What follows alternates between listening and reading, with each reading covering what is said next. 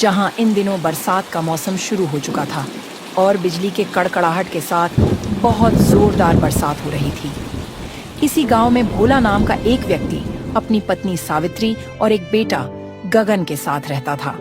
भोला एक गरीब मजदूर था जो कभी किसी के खेत में काम करता तो कभी किसी के लिए मजदूरी करके अपने घर का पालन पोषण करता था।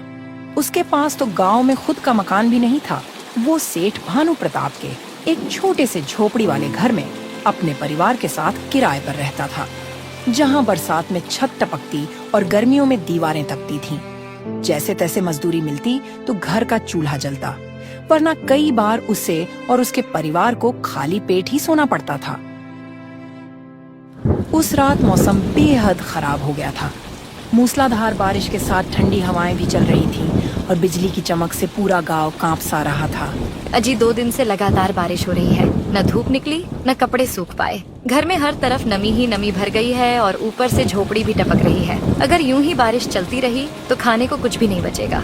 सावित्री, तुम ठीक कह रही हो, लेकिन अब करें भी तो क्या करें? खेत भी पूरी तरह पानी में डूब गए हैं। अनाज की बोरियां भी गीली हो गई हैं। हमारे पास जो थोड़ा बहुत दाल चावल था वो भी खत्म हो चुका है और सारी लकड़ियां भी भीग गई हैं। इसीलिए चूल्हा भी नहीं जल पा रहा। और हाँ, क्या तुमने सुना? जोखन चाचा कह रहे थे कि बारिश कम से कम 20 दिन ऐसे ही चलती रहेगी। अगर सच में ऐसा हुआ तो ना तो गांव के रास्ते खुलेंगे और ना ही बाहर से कुछ लाया जा सकेगा। ऐसा तो मत कहिए जी। अगर इसी तरह पानी गिरता रहा तो हम खाएंगे क्या? घर में अनाज का एक दाना भी नहीं बचा है। लकड़ियां भी भीगी पड़ी हैं। चूल्हा जल नहीं रहा। पेट की आग तो जैसे अब सहन ही नहीं होती। और गगन का तो और बुरा हाल हो रहा है। न कोई उधार देने को तैयार है, न कहीं काम ही मिल रहा। अब तो भगवान ही हमें बचाएगा। इसी तरह बारिश लगातार पड़ती रही। उसी गांव के बाहर घने जंगल में एक पुराने गुफा में एक वृद्ध साधु तपस्या करते थे। उनका नाम आत्मानंद था। वह वर्षों से तपस्या में लीन थे। कई दिन बारिश पड़ने के कारण पूरा जंगल पानी से भर चुका था। अब पानी धीरे धीरे गुफा में भरने लगा था। पानी की बूंदों से वह भीगने लगे थे और उनका ध्यान भटकने लगा था। हे प्रभु, इस शरीर में अब शक्ति नहीं बची, लेकिन तेरा नाम ही मेरा बल है। मैं अपने तपस्या को नहीं तोड़ूंगा, चाहे कुछ भी हो जाए। महीनों से साधु ने कुछ विशेष अन्न नहीं खाया था। केवल कंदमूल और जल पर जीवन बिता रहे थे। लेकिन अब बरसात का मौसम तेज हो चुका था। हर दिन वर्षा और ठंडी हवाएं शरीर को तोड़ रही थीं। एक दिन जब जंगल पर घने बादल छा गए, बिजली चमकने लगी और मूसलाधार बारिश शुरू हो गई। उनका गुफा पानी से भरने लगा था और साधु कांपने लगे थे। शरीर थर थर कांप रहा था। अब उन्हें समझ नहीं आ रहा था कि अब वह क्या करे। हे प्रभु, अब मुझसे नहीं हो पा रहा। शरीर टूट चुका है। मुझे अब सहायता की जरूरत है। अब लगता है कि गांव जाकर गांव वालों से मदद मांगनी पड़ेगी। आखिरकार वर्षों की तपस्या को त्याग कर साधु ने गांव की ओर जाने का निर्णय लिया। वह तड़कती बिजली और तेज बारिश में अपनी गुफा को छोड़कर गांव की ओर निकल पड़ते हैं। उनका हाथ पैर ठंड से जकड़ चुके थे। वह चलते चलते गांव में आ जाते हैं। खानपुर गांव में खूब बारिश हो रही थी, लेकिन समय के साथ लोग स्वार्थी और कठोर हो चुके थे। साधु वहां पहुंचे, भीगे हुए, कांपते हुए और थके हुए।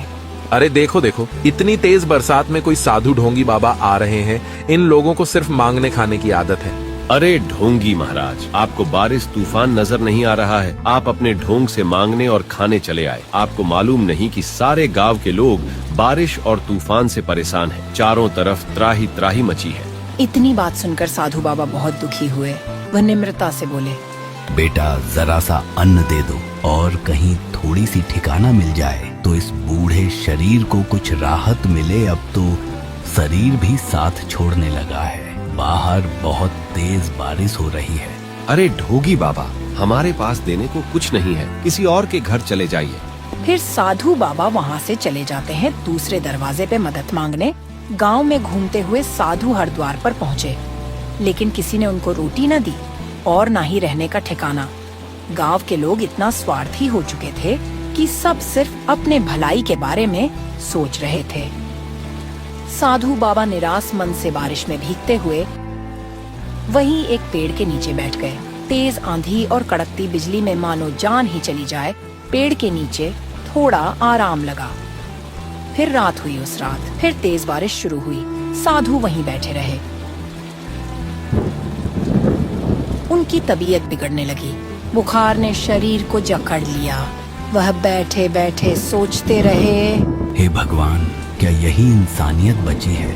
वर्षों से तप किया, लेकिन थोड़ा सहारा मांगा, लेकिन गांव के लोग मेरी जरा भी सहायता नहीं किया। तभी अचानक एक जोरदार बिजली गिरी और उनका शरीर हिलने लगा। वह बेसुध होकर पानी में गिर पड़े।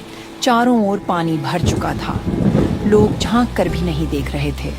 पानी में आधे डूबे साधु की सांसें रुकने लगी थीं। उनकी आंखें बंद हो रही थीं। मृत्यु की आहट पास थी। वह मरते हुए क्रोध में गांव वालों को श्राप देते हैं। हे गांव वालों, जिस तरह इस वर्षा में मैं तड़प तड़प कर मर रहा हूँ, उसी तरह तुम भी तड़पो। हे प्रकृति की देवी, सुनो मेरी पुकार। जिन लोगों ने भूखे को ठुकराया, जिन आंखों में दया नहीं बची, उन्हें अब वही वर्षा पीड़ा दे। इस गांव पर बरसाओ। जल की आग बीमारी बनकर फैले। यह बूंदे और कोई न बचे जब तक पश्चाताप न हो। इस गांव में अब वर्षा कभी न रुके जब तक पश्चाताप न हो, जब तक मानवता न लौटे। और फिर साधु आत्मानंद ने अंतिम सांस ली। बिजली चमकी और तेज आवाज के साथ तेज बारिश होने लगी।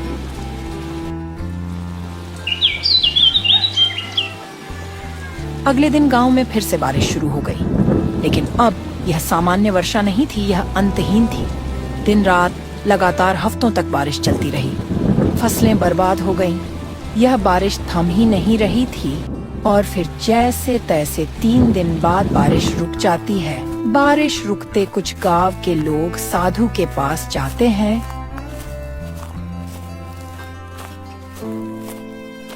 और वह लोग देखते हैं कि साधु का शरीर बारिश की वजह से फूल चुका था और शरीर सड़ने लगा था।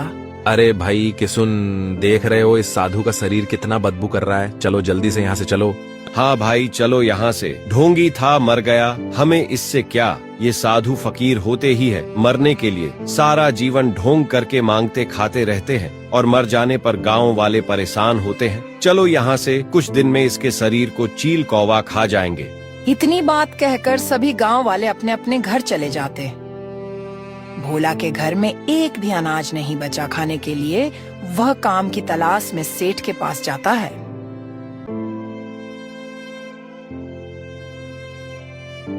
सेठ जी, आपके पास अगर कुछ काम हो तो बताइए। मैं कुछ भी करने के लिए तैयार हूँ। पत्नी और बेटा का भूख नहीं देखी जाती।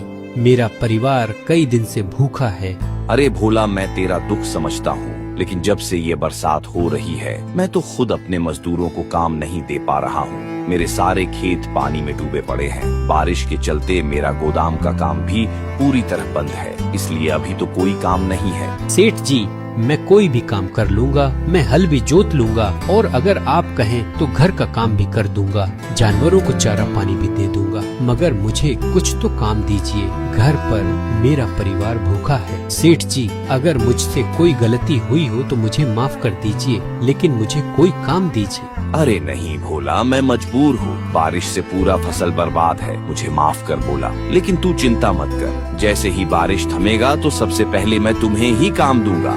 भोला निराश होकर जैसे ही अपने घर की ओर निकला ही था कि बरसात फिर से शुरू हो जाती है। अरे भाग्यवान, मैं अभी बाहर से सुनकर आ रहा हूँ कि अगले 10-12 दिन तक लगातार बारिश होने वाली है। मेरे को तो कुछ समझ नहीं आ रहा है कि मैं क्या करूँ, कहाँ से घर का राशन लाऊं। आप क्या कह रहे हो जी? 10-12 दिन अगर ऐसे हुआ तो हम क्या करेंगे? हमारे घर पर तो इतने दिनों का अनाज नहीं है और ऐसी बारिश में आपको कहीं काम भी नहीं मिलेगा। आपको तो पता ही है कि घर की हालत कैसी है। कोने कोने से पानी टपक रहा है। अब तो बर्तन भी भरते जा रहे हैं। हाँ सावित्री, मैं समझ रहा हूँ तुम्हारी परेशानी। मैं भी जानता हूँ कि इस टपकते छत के नीचे हम कब तक टिक पाएंगे। अगर ऐसी ही बारिश होती रही तो कोई न कोई बीमार भी पड़ सकता है। अब तो देखो जी, बारिश और तेज हो गई है और ये छत तो अब लग रहा है जवाब दे देगी। और एक तरफ से ये बारिश परेशान कर रही है, दूसरी तरफ घर में खाने को अनाज नहीं है। हमें जल्द से जल्द कुछ न कुछ तो करना ही होगा। पिताजी, क्या हम भूखे ही मर जाएंगे क्या? इस बार हमारे गांव पर क्या आपदा आई है? लगता है कुछ बुरा होने वाला है। क्या हम लोग इसी तरह भूख के मारे एक दिन मर जाएंगे? पिताजी, आप इतना गरीब क्यों हो? अगर हम अमीर होते तो आराम से घर में पकवान बनाकर खा लेते। हाँ बेटा, अब तो मुझे भी डर लग रहा है। कहीं अगर ऐसी ही बरसात बढ़ती रही तो ये छत गिरकर नीचे ना आ जाए। हमें कुछ ना कुछ करना तो पड़ेगा।